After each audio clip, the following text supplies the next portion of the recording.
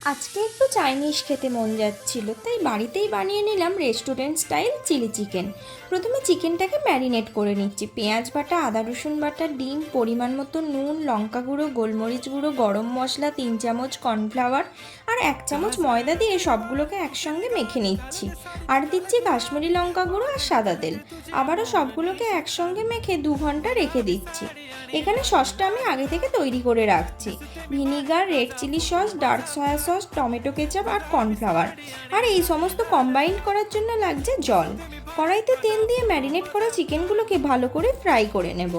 আর ওই একই তেলের মধ্যে দিয়ে দিচ্ছি কুচনো আদা, রসুন, লঙ্কা, ডুমো করে কাটা ক্যাপসিকাম আর পেঁয়াজ দিয়ে ফ্রাই করে নুন, লঙ্কা গুঁড়ো, গোলমরিচ গুঁড়ো আর যে সসটা বানিয়ে রেখেছিলাম সেটা দিয়ে সবগুলোকে মিশিয়ে জল আর চিনি দিয়ে কিছুক্ষণ ফুটিয়ে চিকেনগুলোকে দিয়ে আরও কিছুক্ষণ ফুটিয়ে উপর থেকে ধনেপাতা কুচি ছড়িয়ে দিলেই রেডি টেস্টি চিলি চিকেন।